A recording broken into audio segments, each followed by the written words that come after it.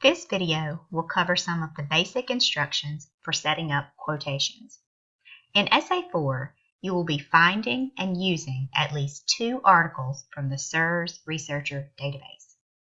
Now, a previous video showed you how to find those articles. This video will explain how to set up the quotations that you need in Essay 4. Now, there are several different ways that you can set up quotations, and this video will not cover all of those possibilities. The first thing that you really need to do is to download the Guide to Using Sources in Essay 4. It's on the Canvas page of the same name, and it should be at the top of the page.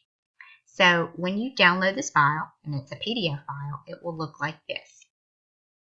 Okay, it's several pages long. It gives extensive instructions and examples.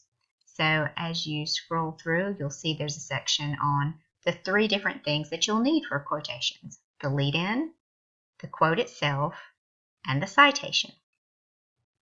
And then below that are various examples from different articles. Like I said, I will not go over all of these examples, but I would like to cover the basics today. So the easiest thing for me to do is just to go to an example article in the SIRS Researcher database and show you how I would set up a quote. So let me click over here. I brought up an article on online classes. Now, one of your possible topics, at least for the term in which I am recording this video, is virtual classrooms. And the debate topic is, are online classes as effective as traditional face-to-face classes? And so one of the articles that's a possibility here is this article called Putting Online Classes to Test. And that is in the example handout, the guide. Okay, so let's say that we wanted to use this article and we found a quote that we like. What do we need to do? Well, there are a couple of different things you need to consider. The first thing is you're going to create a lead-in.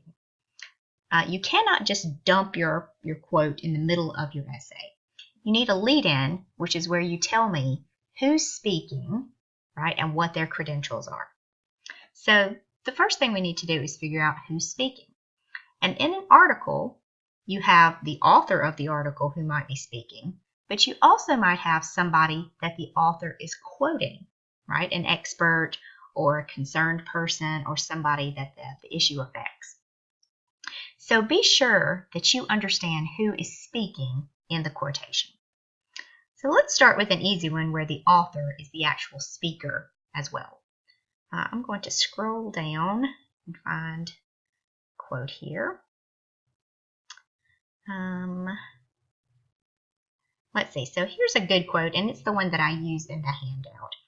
One study by the Community College Research Center at Teachers College, Columbia University, found that students who took remedial classes online were far more likely to withdraw or fail compared with students who took traditional classes. In basic English, for example, the failure and withdrawal rate was twice as high, according to the study. So let's say I get to that part and I say, you know, that's a really great piece of research. I should include it in my essay. So how would you set that up? Well, the first thing is, all right, this is the author of the article. She is the one that's writing this. So her name needs to be in the lead-in itself.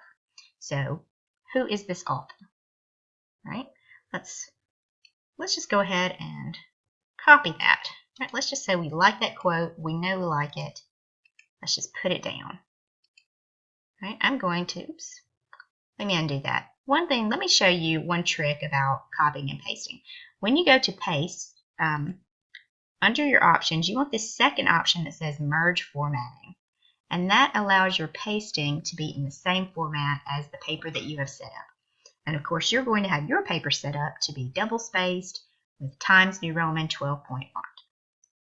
So let's say we've got this quote, and I'm going to go ahead and put quotation marks around it. Right, so we have our quote.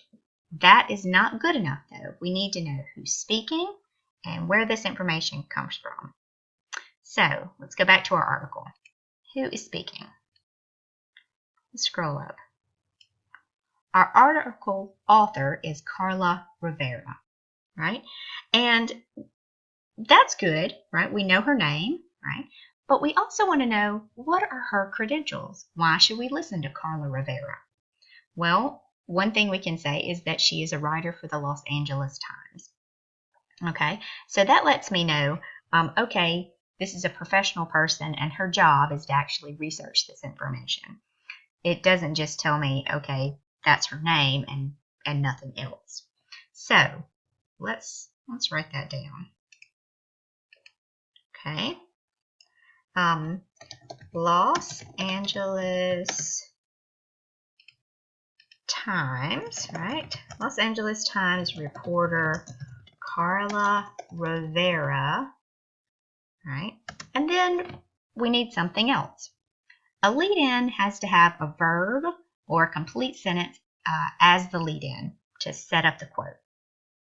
So we might have something like, Los Angeles Times reporter Carla Rivera explains, comma, and then quotation. Okay, excuse me, explains, and yes. We're going to italicize Los Angeles Times. Remember to always italicize the source itself. Okay, so we've got where the article was published. We know our author's full name. We know who she is. She's a reporter for this publication. And we know what she's doing. She's explaining something. And it's good for you to have a verb like this that's specific, right? Carla Rivera explains and then gives the information. So at this point, you might be asking, okay, great, we've got a lead-in, we've got a quotation. What about the citation? Well, at this point, we need to look. Is this article available as a PDF with original page numbers? No, it's not. It's only available online as a web copy. In that case, you do not need a citation with a page number. In this situation, you only need the lead-in with the speaker's name and credentials and a verb, and the quote itself. Now, however, if you had an article with page numbers included, say a PDF copy of the original article with the page numbers, then you would include a citation with the page numbers themselves. Okay, so in this example, you only need the lead-in and the quotation itself. All right, so that's one example.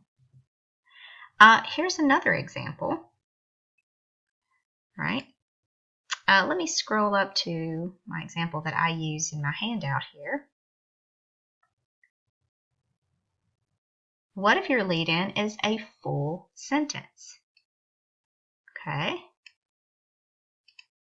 Let me just copy that over.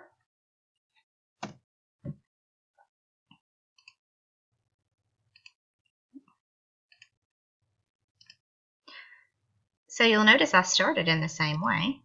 The Los Angeles Times writer, I might say reporter, Carla Rivera points to some troubling research. In this case, my lead-in is a full sentence. And if your lead-in is a full sentence, you need a colon instead of a comma. Okay?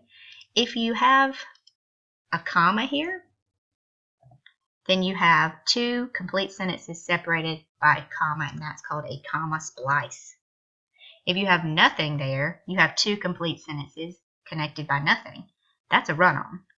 So you need a colon, full colon, not a semicolon, not a comma, not just a space. You need a colon that says, here's one sentence leading up to the quote, and then there's the quote itself after the colon. Okay, so those are two possible ways of setting up the same quotation. All right.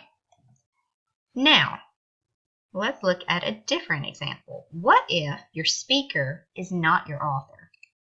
So, in this case, Rivera quotes several different people. Okay, so here's one. Here's a quote that's interesting. If you come to me and you're reading at a 6th grade level and hoping you get the feedback and instruction you need online, you're assuming a lot, said Patty Levine Brown, president of the National Association for Developmental Education, who has helped develop online courses across the country or around the country. So, In this case, our speaker is not our author. So our lead-in needs to start with the speaker's name and credentials.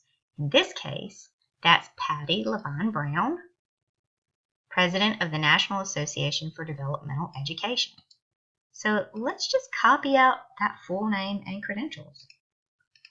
Okay, let's merge the formatting and go ahead and spell out something like that. Association, President of the National Association for Developmental Education, right? Those are her credentials, right? And here's her quote.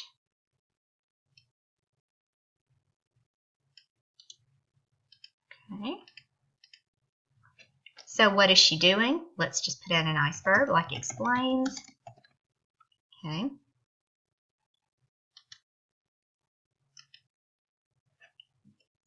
We use that in quotation mark.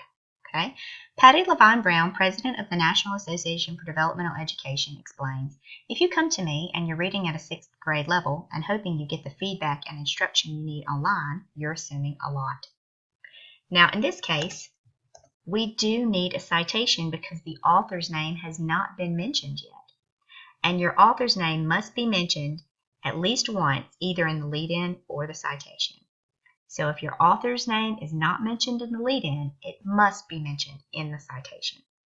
So at this point, what we have to do is use this abbreviation, QTD, for quoted in, and then we give this author's last name, quoted in Rivera. And what that does is when the reader gets to this quote and says and reads quoted in Rivera, the reader will know, okay, if I need to find this information, I go look at the works cited entry for Rivera, and then I can look it up myself. So you'll see you can do a lead-in with the author if the author is the speaker. You can have a lead-in that's either just a verb or a full sentence, right? If it's just a verb, you need a comma. If it's a full sentence, you need a colon. You need credentials for whoever is speaking, right?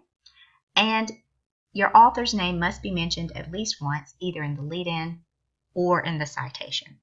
Okay. So these are just some of the basics for setting up quotations and citations. If you have any questions, you're welcome to contact me.